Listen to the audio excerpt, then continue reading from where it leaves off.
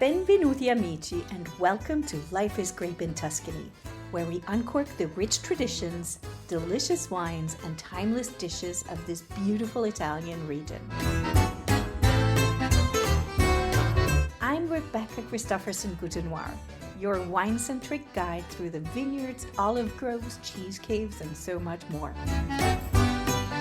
So whether you are living in Tuscany, coming to visit, or just have Tuscany in your heart, this podcast is aimed at you.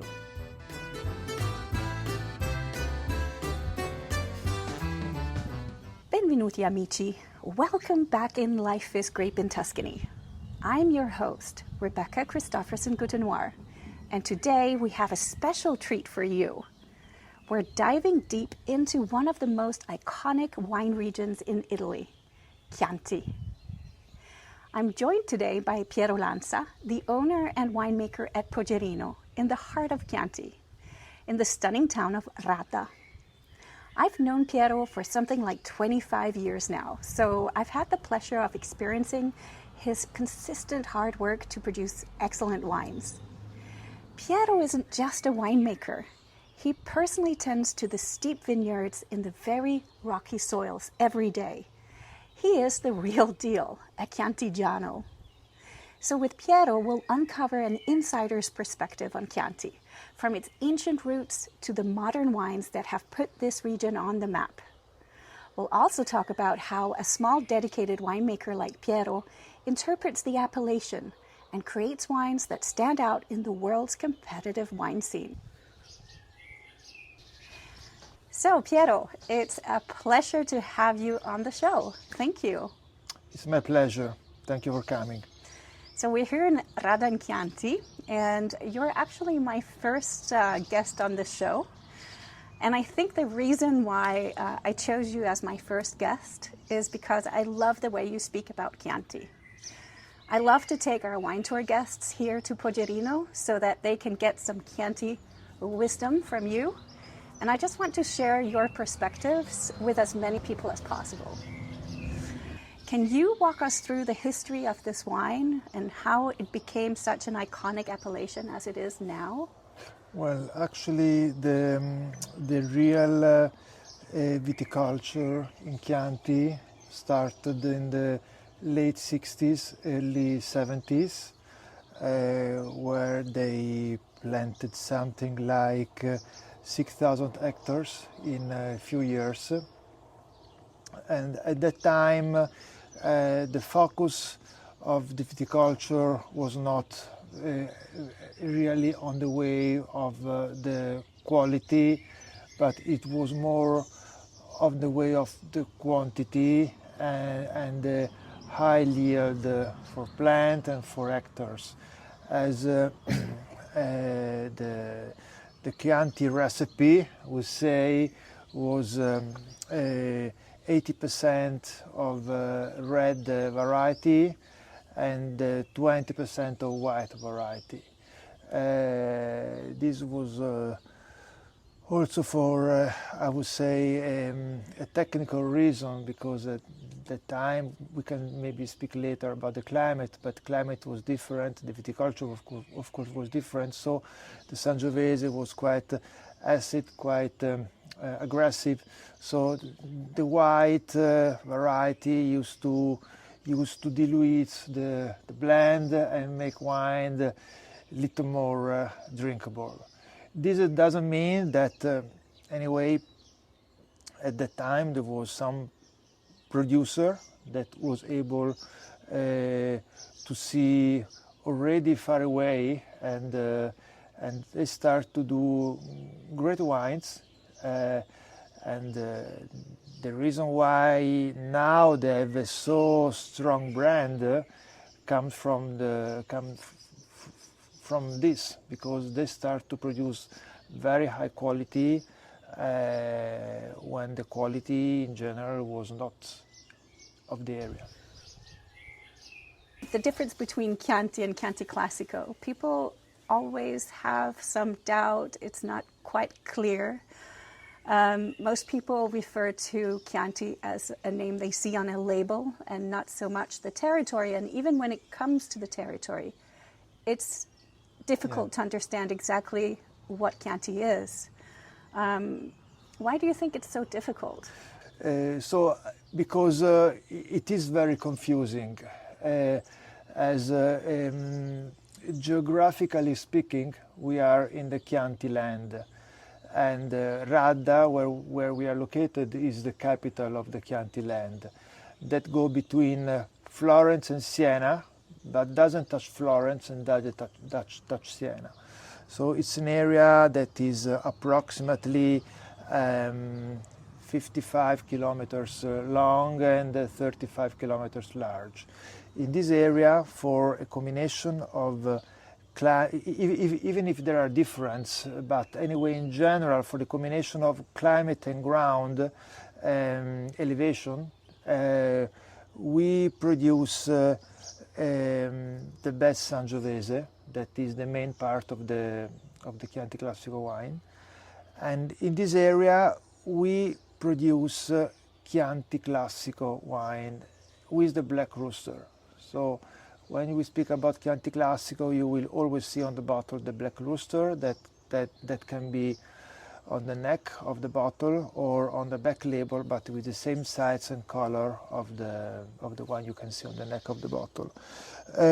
Then all the neighbor of the Chianti land, so areas close to Florence, areas close to Siena, close to Arezzo, close to Pisa, this area is approximately 10 times bigger than the Chianti land, and usually it is an area where they produce good grape, but not as good as the Chianti land, and usually also the ground is deeper, so they produce a higher yield.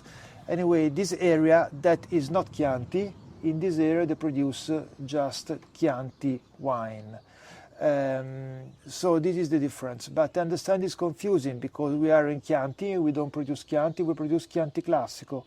Our neighbor that is not Chianti, they just produce Chianti wine. There we go. That's a very good explanation. Still confusing because of the name. But Black Rooster can Rooster, yeah. To understand. Yeah. So if you want wine from the Chianti land, you do have to look for the Rooster. Exactly. Okay. So today, Chianti Classico wines are renowned around the world. But there's still a lot of variation between the producers. How many producers are you? Like 300, something like that?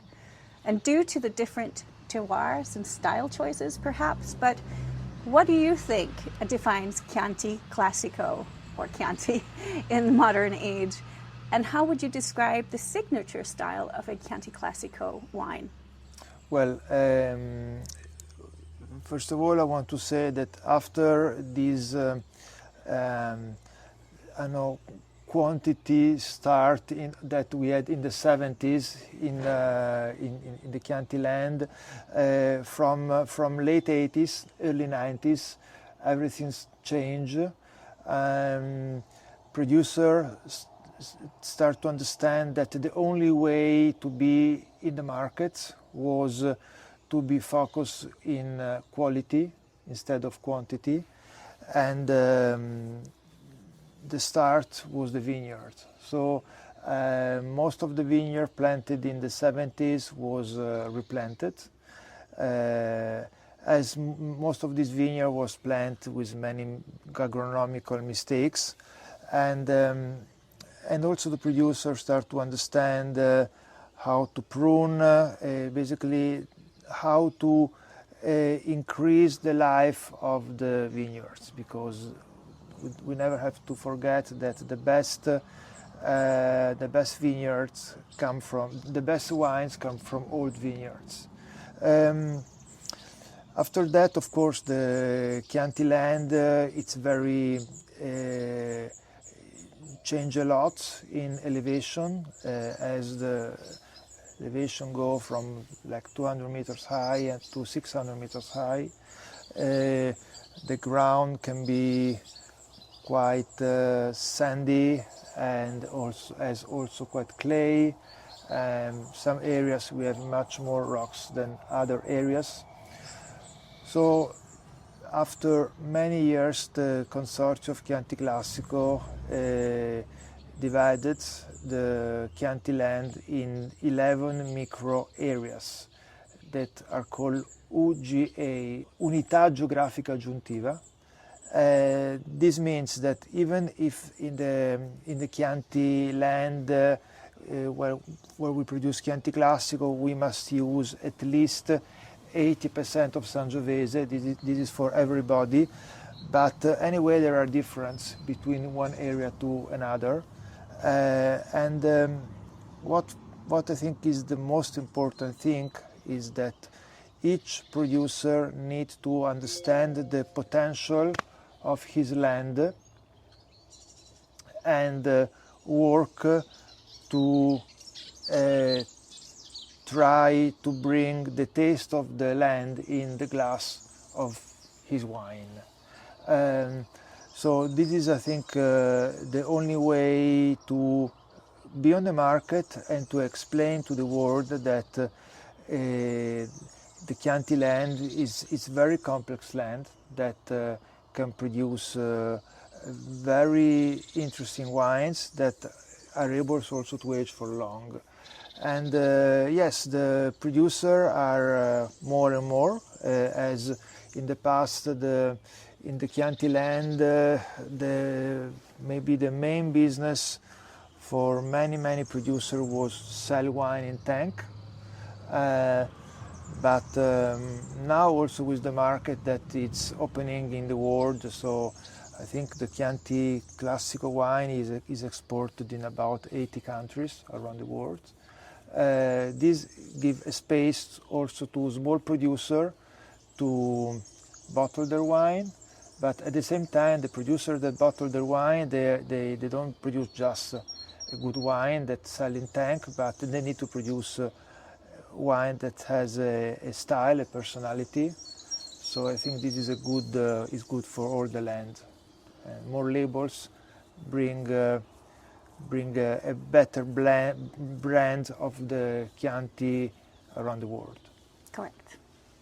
Sorry about the ring alert on my computer. You don't realize how many sounds actually invade your life every day until you're recording something. Birds. Yeah, birds are much better.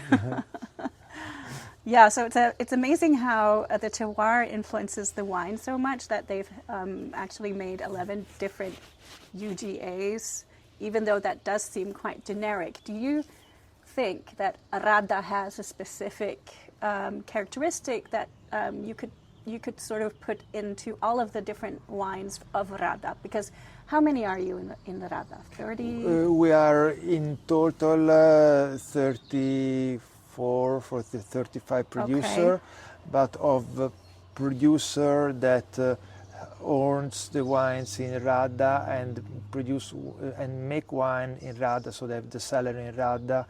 We are about 27, 28. Okay. And is there a common characteristic, do you think, of the wines, that something that you would, like a term you would use to generalize? Yes. I don't like generalization at all because I do love that everybody has their own style. But to determine for a consumer, what does an UGA or Uga from Radda and Chianti mean to them?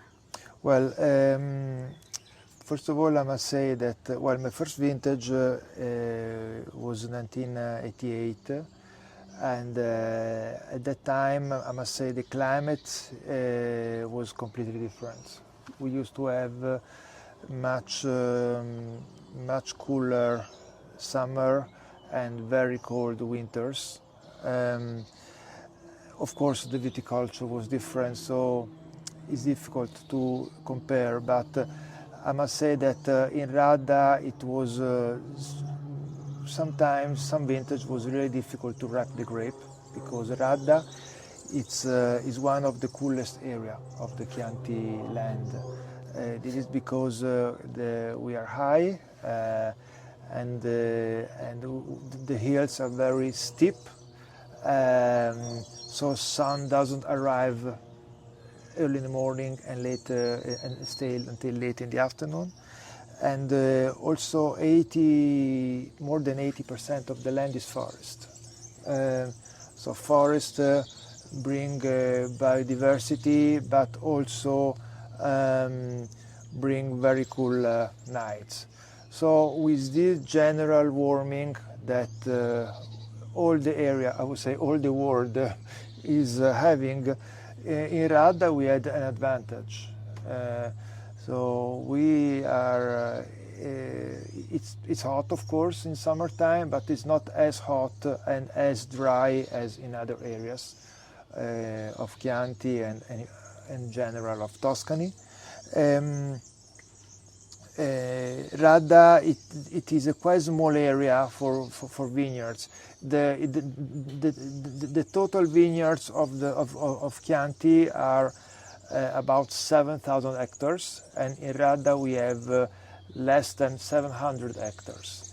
And even if we have little difference in altitude and in elevation, and also in kind of ground, but there are not huge difference. So this means that when you drink a wine from Radda, it's quite easy to understand that this wine come from the area. And often when journalists taste wine blind, they say Radda is probably one of the area where it's easier to understand tasting blind. And so the style of wine of Radda in general, then of course each of us producer, we ferment and we age in a little bit different way. But what is the main specific of Radda is are wines that are not too full body, not too many tannins, and with a lot of acidity.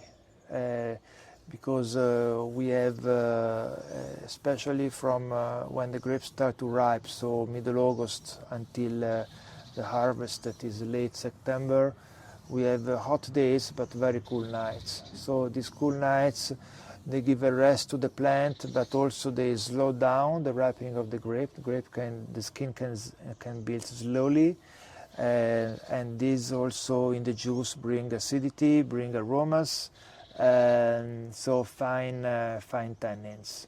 So typical of Radda wines are wines that are easy to drink on one way and very complex on the other way. This doesn't mean that are wines that cannot age. They can do age long, as the aging of the wine doesn't come only from a quantity of tannins, but from a quality and from also the balance between alcohol, pH, and acidity.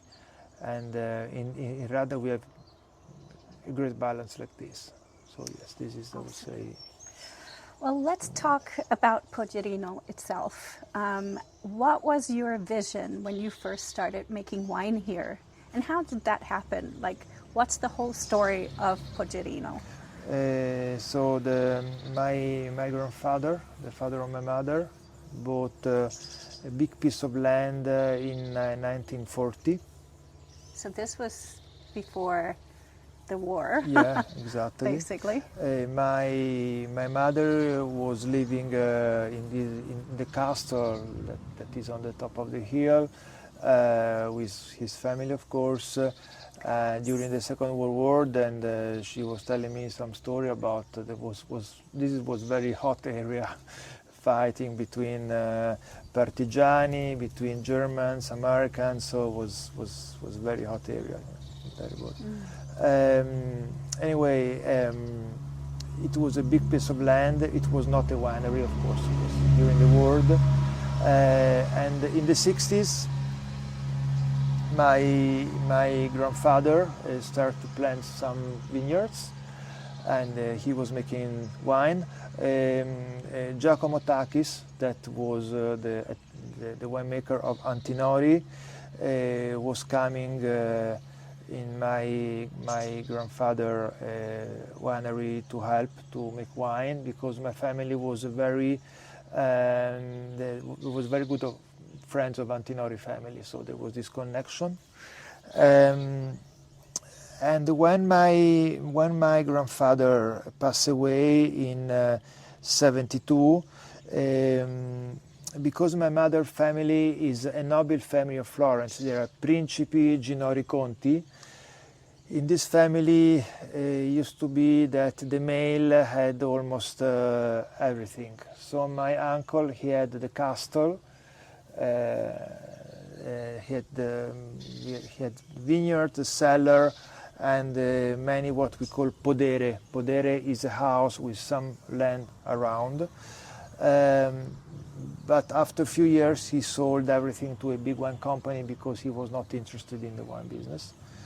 And my mother, with the other two sisters, she had a small part of this land. Then the other two sisters, they did the same, except one that still have a house, but anyway, they sold the land they had. And my mother, together with my father, in middle 70s, decided to invest in this land.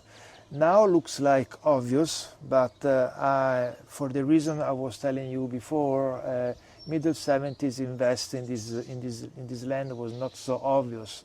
In general, the price of the wine was very low, so it was not really a great business to make wine, and the quality in general was low.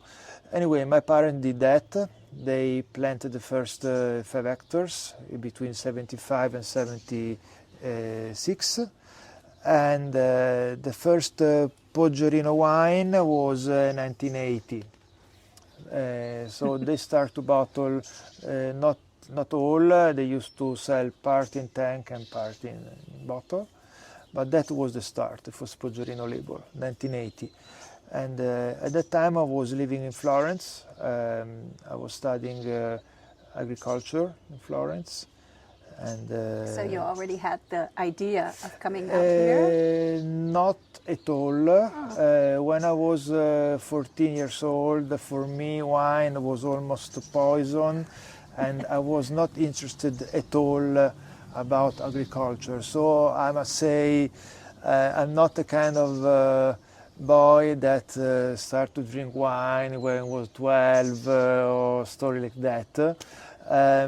So my parents sent me to this agriculture school, hoping that I was getting in love for the country, for the wine business. But then, while studying agriculture, I had also a teacher that used to teach me in a very interesting way the chemistry of wine. So how the sugar become alcohol, how the malic acid become lactic acid, how photosynthesis works. So and that for me was like a click. I was like 17 years old, and so I started to come in the winery during the weekend when I was not studying. From Florence, I was coming here. And then when I finished the school, I was 18 years old. My father that started to do this, well, before to do this job, my father was working in a bank. So he was a really big changing of life for him from working in a bank to jump on the tractor or work in a vineyard. He realized that it was much more difficult, that many people, when you see wine from outside, it looks like all very easy, romantic, beautiful. We have butterfly birds. We have also butterfly birds, but there are many difficulties. And he had this son of almost 19 years old that was passionate about agriculture and wine. So as soon as I arrived in Poggerino, that was late 87, I started to have a lot of responsibility in a short time because my father was giving me a lot of space. and I had no idea how to make wine. So I had to employ, because one thing is to study and one thing is to work. So I employ a winemaker part-time. He was coming here 1-2 hours a week, and he teach me the job. I was working with him for almost 15 years, because this is not a job you learn in few years. And so that was the start. My first vintage was 1988. That I was also lucky, because 88 is one of the best vintage. And then yes, that is the story how we started. Then first thing I started to do was to increase the hectares of vineyards, to produce more bottles, to make more money, to do more investments. Unfortunately, after a few years, I had to replant my parents' vineyards for the reason I was saying before: too many agronomical mistakes, missing too many plants. So the youngest vineyard we have, the oldest vineyard we have in Poggerino now, they are from 1994. Yes, and then of course, as we had more vineyard, I need also more space, so we had to expand the cellar. Yeah, so I was just going to say, like, the area now, people can't see it because they're listening to the podcast, but we're right in front of a very beautiful retro-looking or Chianti-looking building with stones and everything. But I remember in the beginning, you just had tanks out here. And in fact, I was going to also ask you, what were the hurdles in running a business, a small winery in this area? Because I remember you were like waiting for permits. It was tough. Yeah, it was tough. You know, I was in Australia doing some harvest, and I saw that in Australia, when they need space, they used to put the fermentation tank outside. So I say, okay, as I need space inside, let's put all the tanks outside, and say, but maybe this will be just for a couple of years, and then I will build a proper cellar for the fermentation. And I had 7 years of paperwork to build this cellar.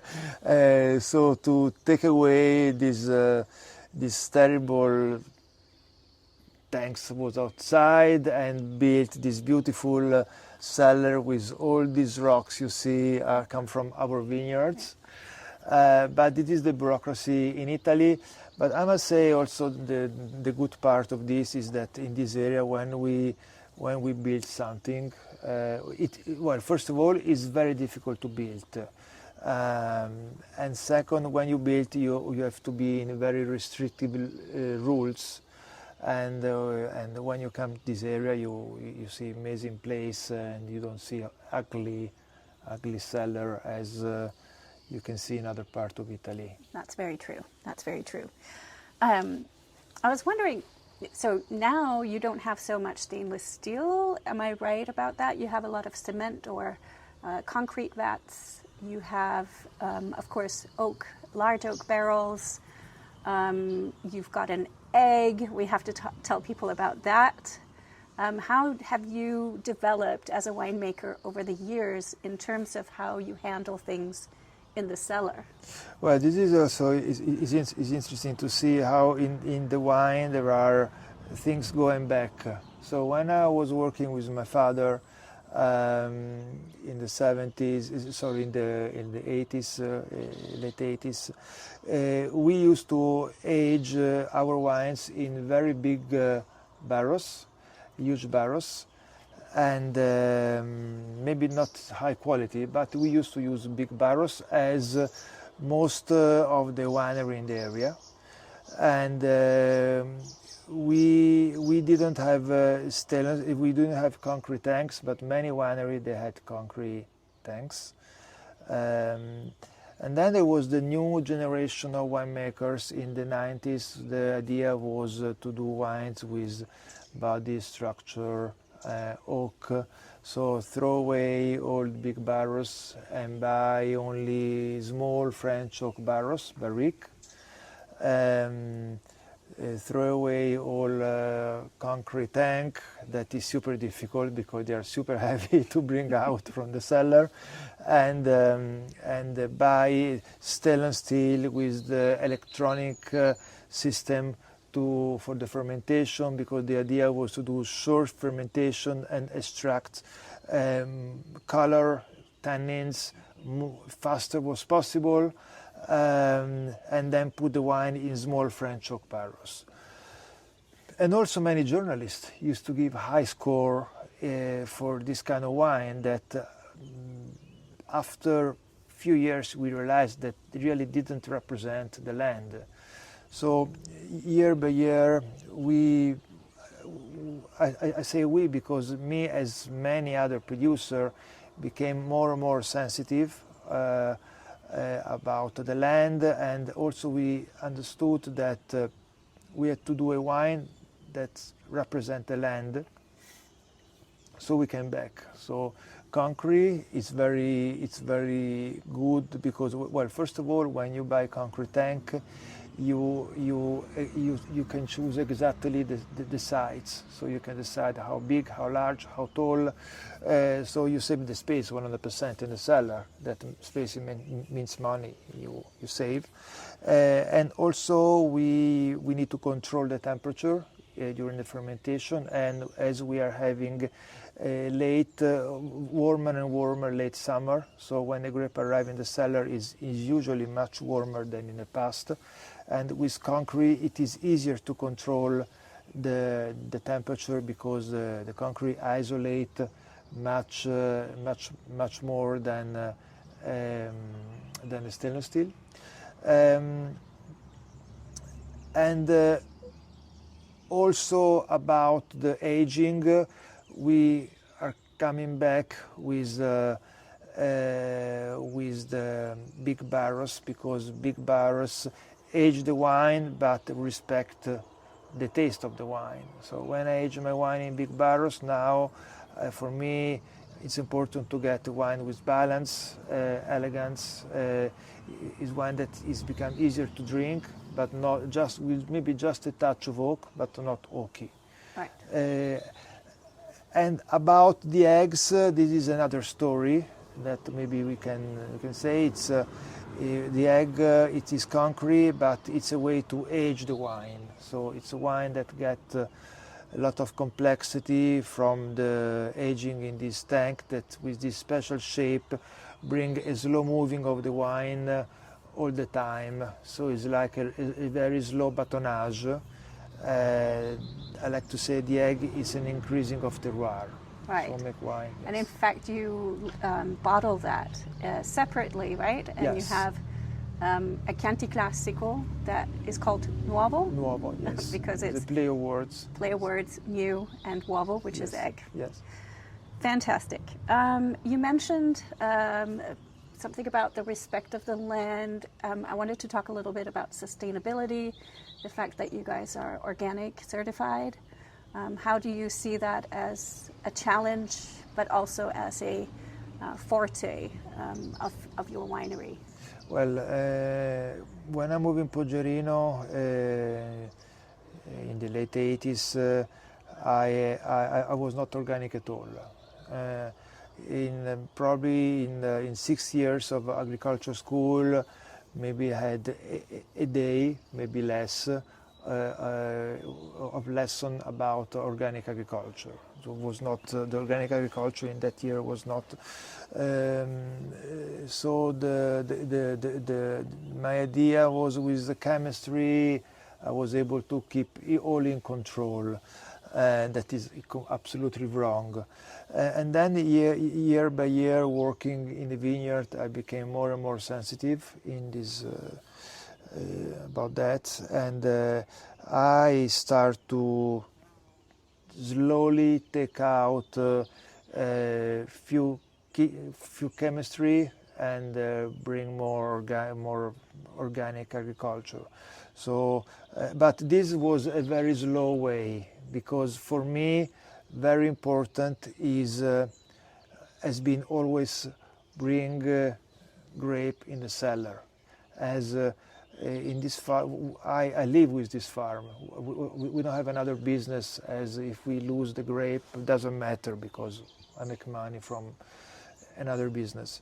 So I've been always very practical about that. So I start to take out first the herbicides, then some synthesis product, and so I can say that 20 years ago I started to be real organic, and more than 15, now it's almost 17 years ago, we certified organic. So this means that when you're certified, you need to be inside some rules, as you can use herbicides, you can use synthesis products, you can use copper, but in a small quantity, because copper is a heavy metal, so you need to be careful, don't use too much. And I must say that with organic agriculture you get plant more reactive to these extreme climate conditions that we more and more often have. The roots are deeper, so are not so sensitive to too much rain or too dry weather. I can tell you, as some producers say, that you taste wine is organic, or that with organic agriculture we make better wine with conventional agriculture.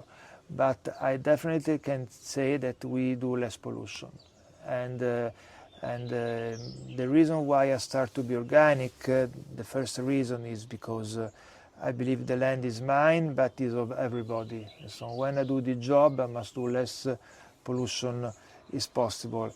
Now many wineries, they move on the organic agriculture for a marketing reason, as there are some importers around the world that buy only organic wines. That is okay. Important is that they are organic. Chianti Classico, more than 50% of the vineyards are organic. So and it's growing a lot. It's growing very fast. Of course, it's challenging, especially the last few years. We are having lots of rain in the spring, so it's important to spray at the right time. You need to be organized. By the time you're organized, you spend more money on one way, but you spend less money on the other way, because these synthesis products are super expensive. True. All right, one of my last questions, I think, is, do you have a particular wine that you favor or love for a particular reason? That do you have like a favorite child, with your labels? Well, the wine I always more proud is my regular Chianti Classico. As between all, so that is not my best wine. Well, best is relative, right? Yeah. Not most expensive. Yes, but I tell you why. Between that I always call my business card. Yeah. Because we produce approximately 70,000 bottles of wine between all the labels, and of Chianti Classico we produce 45,000. So is the wine that go more around the world, is the main quantity, and it's a wine that come from different vineyards of the winery, more or less old. So it is the face of Poggerino. To have a high quality in that wine means that all the vineyards are in good condition. They produce good grape, balanced grape, and so balanced wines. So this is why I'm always very proud when I have success with that wine, because then the other wine, like the Nuovo, come from a selection of Sangiovese from all vineyards. So not so easy, but easier to get some grape from all vineyards of high quality. Or the Riserva come from a single very old vineyard. Chianti, it's a blend of different vineyards. This is why I'm very proud. But one thing I want to say, everything, many people now speak about the crisis of wine, that young people, they drink less and less wine. In Chianti Classico, we don't sell and produce only wine. We are in amazing land. So when you drink a glass of Chianti Classico, you drink the story, the history, the land. We are not in a valley with flats, with only vineyards, and from that area you make just wine, that's all. Chianti is a mix of medieval village, forests, countryside, hills. So people that drink my wine and they buy my wine, when they drink a glass of Poggerino or also other Chianti Classico, they remember the place. So this is the reason why I think Chianti Classico, even if it's a difficult time for everybody to sell the wine, but it's one of the areas that has less problem, because the land helped to us to sell the wine in the best way. Indeed, it is so beautiful, and it's exciting to have heard your perspective on Chianti Classico, Piero. Thank you. Thank you. Thank you for sharing your expertise. And before we wrap up, where can people learn more about Poggerino, and where can they get your wines? Well, we have a website, and also we have an Instagram and Facebook page. So we do often post twice a week, where we basically show and explain what we are doing, what we are doing as our job changes with the weather, with the climate, with the season. So like harvest time is more obvious, but also now we are working in the vineyards. So what we do now in the vineyards, or also in our B&B, we have a very beautiful B&B with a right up room. on the hill. Yeah. So it's the best way to follow us is Instagram, Facebook, or visit our website and maybe book tasting. We do tasting tours. We do also lunch in the winery, and when people come and see what we have here, they come back with they buy the wine, and then when they drink wine at home, and maybe in winter time with cold and rain, they remember the sunshine and these beautiful hills. That's awesome. Yeah, and so of course also to remind you guys that you can go on grape tours, wine tours, and we also come here to Poggerino with great pleasure. I will put all of the links in the show notes. Thank you again, Piero. It's been a pleasure. To our listeners, if you're ever in Chianti, make sure to stop by Poggerino and experience firsthand the passion and craftsmanship that goes into each bottle. So if you enjoyed today's episode, make sure to subscribe, share, and leave a review. Until next time, salute! Grazie, salute, ciao!